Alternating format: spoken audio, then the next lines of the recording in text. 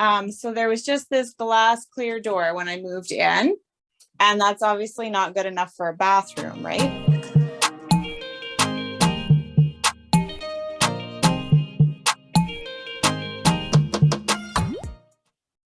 Hello and welcome to the Handy Women YouTube channel. I am your host, Geraldine Anello. I'm the founder of the Handy Women community. You can follow it down at the link below. If you're not in it already, it's got over 50,000 members and it's awesome. What we do in our mission at Handy Women is to empower women with tools because we like to inspire, support, and celebrate women who want to do their own handiwork. And to do just that today, I've got a special guest, Bryony Peters. Hi, Bryony. Hi. Hi, I'm so excited because today we're going to talk about a special door you built, which is a barn door used for indoors. Plot twist right from the get-go. Oh, yeah. So can you please tell me, was there a door there before? Did you not like it? Like, what made you want to do this project? There was kind of a door. I'll flip the camera around and I'll show you. I love the wood. It already looks so pretty. There's a door utility, but it's a glass door. Okay. And then there was no door here.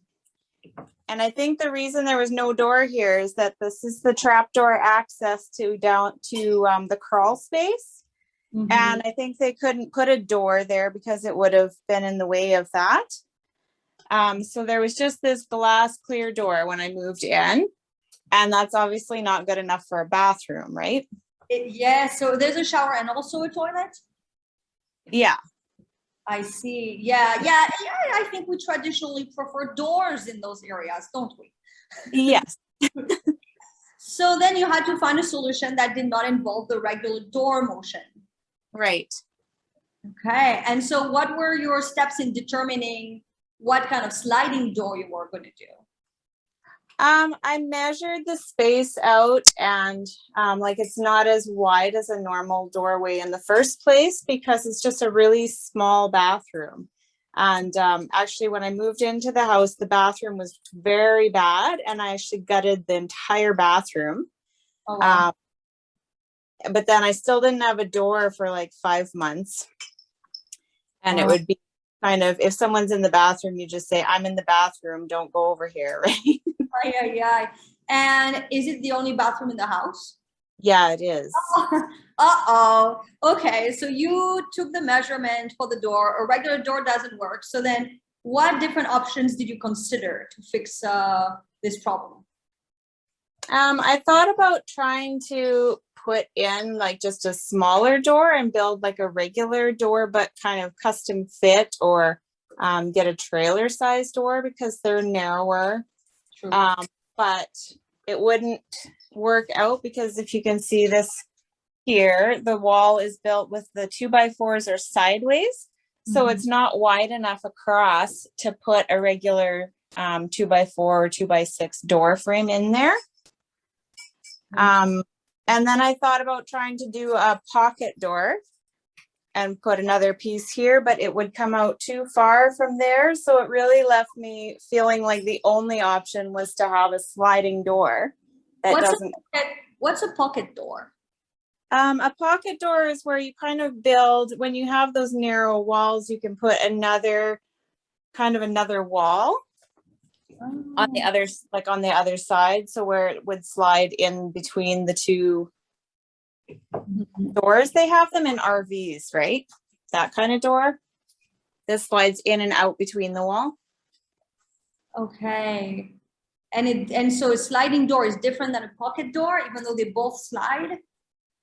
Because it holds the door in place better with the sliding barn door. I do have this here to hold it in place. I see. But with the pocket door, it keeps it from running off the track or putting too much pressure up on the top there from swinging back and forth, right? That's so interesting. Okay, so then you decided for this version. How did you go about doing it? First, I spent a lot of time researching barn doors and how they were built and looking at different designs of them. And I just decided I really liked this style better with the arrow kind of looking pattern on it. But I spent a lot of time watching YouTube videos on people building them. And then I measured my space and put like a couple of inches extra on each side so that it would kind of cover the gap. Mm-hmm. It looks so pretty. So you built it yourself, you picked out the wood and you did everything yourself, all the cuts, all the design elements inside yourself? Yes, that's right. So what was that process? Did you first of all, what kind of wood is it and why did you pick that one? I made the basic frame of it out of 1x4s. And the reason for that is because anything thicker than that would have been too wide and gotten in the way of my trap door. So I wanted to use the thinnest stuff possible. And then the backing is actually, I'm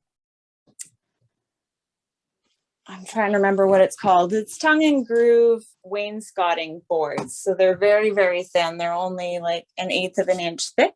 Oh, it's two kind of wood. Woo! Yeah. Another plot twist. And that was because I only had basically 1 inch of space that I could use. So I needed to use the thinner boards for the backing. That's why I did that.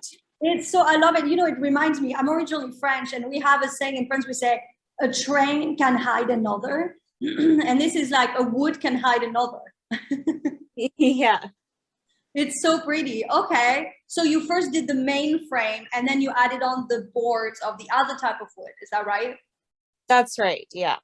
And what came next? So after that, I decided I wanted to add a little bit of interest to it. And I've really liked some of the stuff I've seen in the past with people doing burning on their wood. Mm-hmm. So I borrowed my dad's tiger torch and I took it out on the deck and I singed all over. You actually burnt your door. With a torch. Yeah. It's not a barn door, it's a burnt door. Yeah. Woo! Flying high.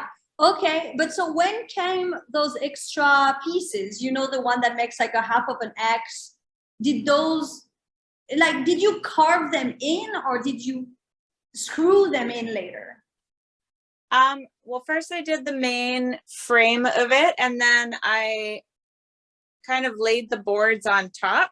Got it. And drew a line across it so that I would make sure it would fit exactly in the space and that the angles would be right, because I don't have a lot of fancy equipment. I only really have just a circular saw. Mm-hmm. And it's not really good at exact stuff. So I just wanted to make sure it would be as close as possible. And I just laid it right on the door and drew my lines from there and then just screwed it on. Like you can kind of see, well, first I put this piece on and just screwed it together, but I had borrowed a, I'm trying to remember what it's called now, a pocket hole drill. Do you know what that is? I'm not sure. Tell me. It makes like an angled hole to drill into so that your screws go straight and you're not kind of trying to drill at an angle. Mm-hmm. So that would all be visible on the back side of these boards. The screws kind of go in from the back.